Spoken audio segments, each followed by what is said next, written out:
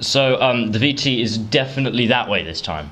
Okay, yeah, good. Hello everyone, and welcome to the Stonehenge School BBC News Report with me, Jordan, and him, David. We've got plenty of news in store for you tonight, including excitement as heavy as cement bricks regarding the new build, A free top quality guide to the internet, an exclusive interview concerning a possible phone ban, a walkthrough of the different optional GCSEs and more.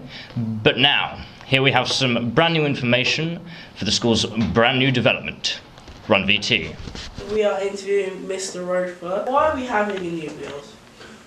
Well, fundamentally we're having a lot of extra children admitted over the next 5 years. We've currently got 700, but that's going to grow to 900 by the end of the decade. And by the middle of the next decade we're going to have over 1,100 children in school. The current buildings go back 50 or 60 years. They were built for much smaller numbers and they simply won't be able to cope with the numbers that we're going to have. So for that reason we're needing to expand. Where is it going to be?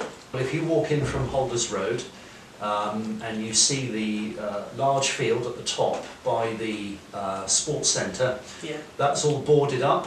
You may notice a lot of work and activity going on in there. There are 4 mechanical diggers, a couple of cabins and some earth movers. The building is going to be in there and it's going to be linked to the existing upper school building by a footpath which will be sheltered alongside the tennis courts. How will it affect the school and the pupils in it? I think there will be more space. I think there will be better teaching rooms which are bigger. I think there will be a nicer entrance to the school, a new reception area, more office accommodation, more workspace for the teachers, and generally a much nicer environment to work in, particularly in the summer, because a lot of the rooms in upper school get unbearably hot in the summertime. So we'll have a much calmer and a more amenable environment to work in. It means we've got 3 buildings rather than 2.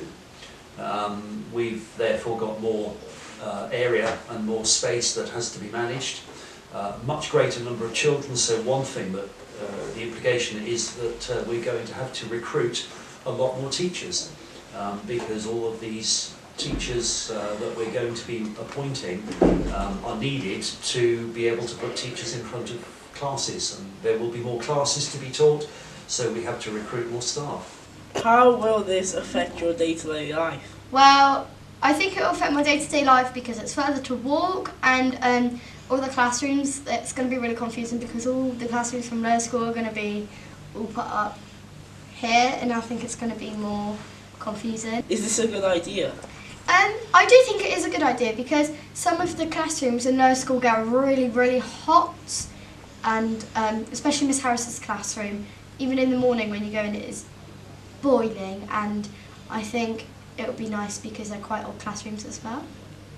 Are you looking forward to it? Yeah, it would be fun and I think it would be good. Certainly something for all students to look forward to, apart from us. Unfortunately so. Back in 2015, students became able to use their phones during break and lunch.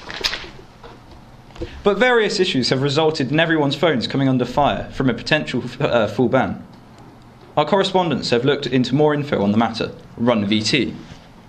Today we are interviewing Summer about the potential phone ban. How will this potential phone ban affect your day-to-day life? It will affect my day-to-day life because I won't be able to get in touch with my mum or my dad if something bad happens, and sometimes I have to go pick my brother up from his primary. After an absence from our bulletin last year, after having to go on sick leave, here we have the vengeful return of the teacher BAFTAs. Starting off with most likely to become famous. The winner is Miss Beyer. And the runner-up is Mr. Young. The best cover teacher goes to Miss Ward, with the runner-up being Mr. Alarcon. The funniest teacher going to Mr. Briggs. Runner-up Mr. Worcester. The best stories going to Miss Beyer and Miss Stanford. The best unique teaching methods going to Mr. Langley and Mr. Cottrell. The best to go to in a crisis going to Miss Roberts and Mr. Young. The most inspiring teacher, going to Miss Pavey. And Mr. Young. The most likely to burst into a song and dance, going to Mr. Alacon. And Miss Harris. The best meme, going to Mr. Woods. And Mr. Briggs. And finally, the funniest badger jokes, going to, obviously, Mr. Selwood. And Mr. Selwood. At this point in the year, students in Year 8 are soon to be choosing the subjects they will study for their GCSEs. For anyone still on the fence about which ones to choose, here is a breakdown of the different GCSE options. Run VT.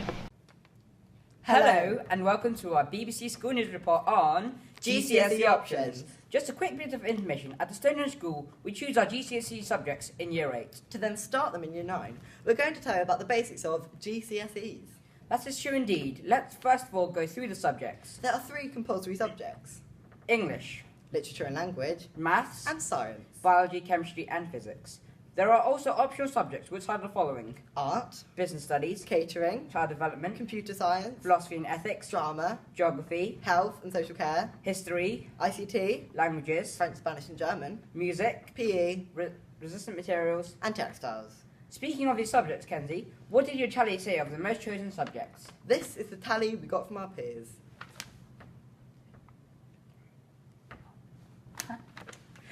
Well, from that list, we can see the most chosen subjects are business studies, history, French, and IT. We also asked a few subject teachers of the Stonehenge School 3 questions why they think that their subject is beneficial. The questions are: 1. Why do you think your subject is beneficial?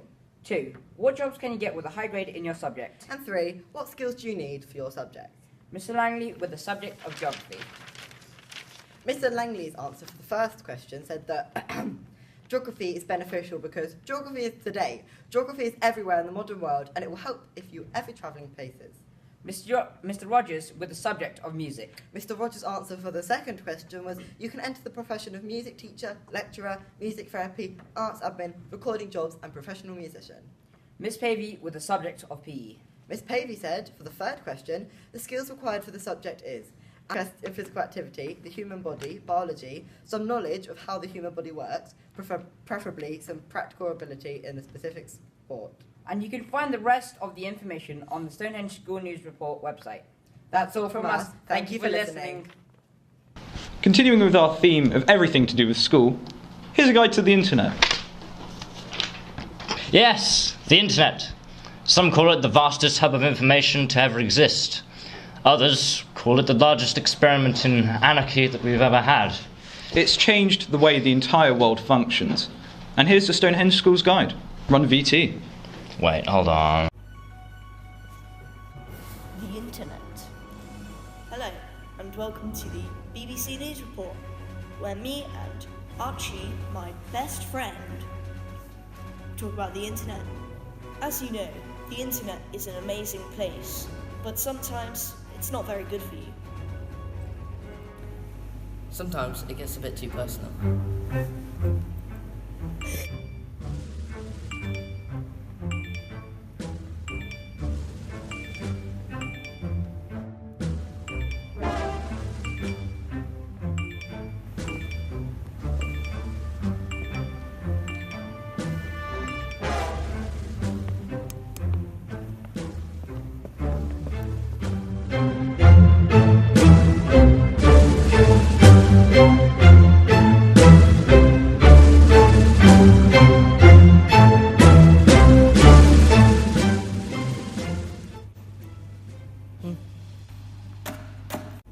And these are the situations we need to overcome. Well, the internet shouldn't be a number one priority, because you could be walking up some stairs on your phone, and you might just trip. Or you're on the street walking and you just walk into a pole. Never download viruses, as they can ruin your computer or any hardware that you download them on. And now for the weather. But not with him. Or him. But with our weather correspondents. Take it away. Welcome to the weather with us. Mr. Selwood and Wait, Miss Alice. no, hold on. That's the wrong one. As you can see, Britain is going to be hit with yet another bombardment of rain. We must issue a red weather warning for floods. We appreciate that this must be getting quite boring by now. But we really must urge you all to stay in your homes. We really don't know how many people are going to make it out. We also have a large tornado up in the north around Scotland. A hurricane moving in towards the southwest. And we're predicting an earthquake in London with 5.6 on the Richter scale. At the weekend it will be mild mostly with cloud, light chance of rain with a slight amount of sun. Have a great day. Hello, I'm Johnny from the Stonehenge School News Report, and today we'll be discovering teachers' interests.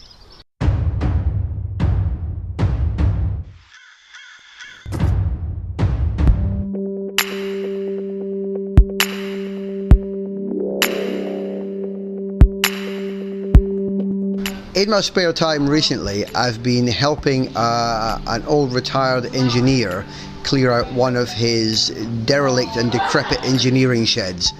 The roof leaks and there's been pigeons nesting in there, and the woodwork inside is all rotten, and the entire building was jam-packed full of old rusty horrible machinery and just decaying bits of old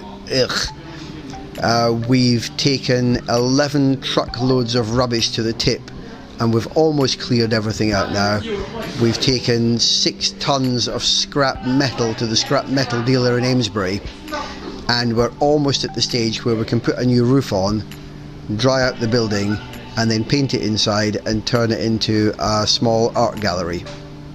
So that's my spare time, and apparently I'm doing that for fun. In my spare time I mountain bike. I've been doing it for about, 30 years now. In my spare time, I walk my dog, Fenton. I play rugby at the weekends, which is good fun. Rugby training as well every Tuesday and Thursday. Go to the shops. Play video games, which is good fun. Not too much. And watch TV. In my spare time, I like to read books. I like crime novels. I enjoy listening to the radio, especially a soap on the radio called The Archers. I look after my children, go to the park and stuff like that, ride bikes, and I like to go running.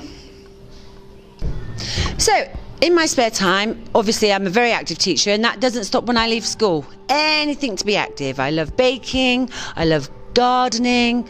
I like anything where you start with the basics and create something else. In the garden, you start with little tiny seeds and you create an absolute masterpiece, or my garden is. With baking, you start with your basic ingredients, and hopefully, if you're not too bad, you can create a masterpiece which everyone then enjoys. So, very rarely do I get to see a bit of the TV, but when I'm absolutely on a Saturday night, pooped, there's nothing better than sitting down in front of the fire, opening a glass of wine, and start to relax.